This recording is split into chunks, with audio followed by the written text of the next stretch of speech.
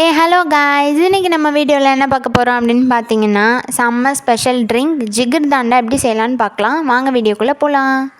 First நான் அதுக்கு என்ன பண்ணுறேன்னு பார்த்தீங்கன்னா, பாதாம் பிசினி கடையில் வாங்கி அதை நைட்டே ஊற வச்சுட்டேன். பார்த்தீங்கன்னா ஓவர் நைட் ஊற வச்சு நல்லா உப்பிடுச்சு.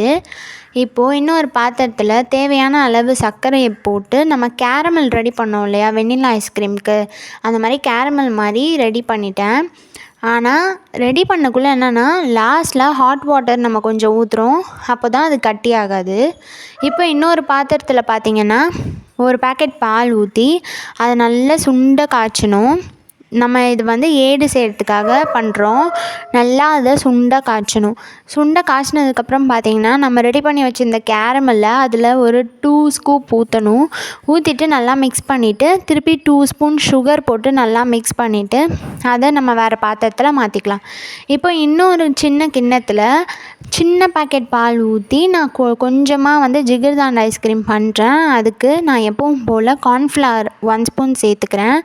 சேர்த்து நல்லா அது கட்டியானதுக்கப்புறமா நம்ம செஞ்சு வச்சுருந்த கேரமல் அதை ஆட் பண்ணி நல்லா மிக்ஸ் பண்ணிக்கிறேன்.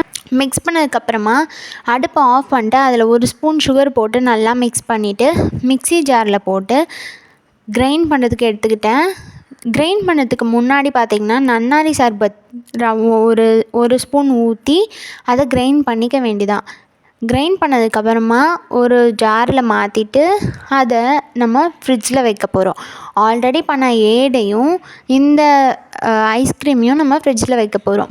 இப்போ இன்னொரு பாத்திரம் எடுத்துக்கிட்டு அதில் 1 பேக்கெட் பால் ஊற்றி லைட்டாக பொங்கி வந்ததுக்கப்புறமா அடுப்பை ஆஃப் பண்ணிடணும். அடுப்பை ஆஃப் பண்ணிட்டு அந்த பால் நல்லா ஃபேனில் காஞ்சதுக்கப்புறமா அதில் நம்ம ஒரு 3 ஸ்கூப் செஞ்சு வச்சுருந்த கேரமலை ஊற்றுறோம். கலர் வர வரைக்கும் ஊற்றினா போதும்.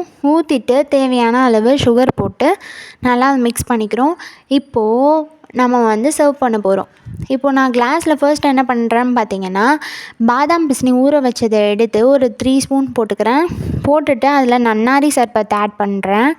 ஆட் பண்ணதுக்கப்புறமா நம்ம பண்ணி வச்சுருந்த ஏடு, பால்கோவா ஏடு இருக்கு இல்லையா, அதை நான் அதில் ஆட் பண்ணுறேன்.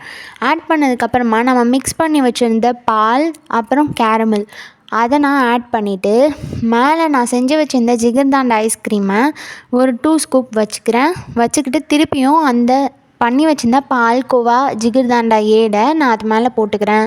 போட்டதுக்கப்புறம் லாஸ்ட்டாக கொஞ்சோண்டு நன்னாரி சர்பத்தை அதில் ஆட் பண்ணுறேன். அவ்வளோதான், ஜிகர்தாண்டா ரெடி. நீங்களும் இந்த மாதிரி ட்ரை பண்ணி பாருங்கள். உண்மையாலுமே அவுட்கம் செம்மையாக வந்துச்சு. மதுரை ஜிகர்தாண்டா மாதிரியே வந்துச்சு. நீங்களும் இந்த மாதிரி செஞ்சு பாருங்கள். லைக் பண்ணுங்கள், ஷேர் பண்ணுங்கள், சப்ஸ்கிரைப் பண்ணுங்கள். பாய்.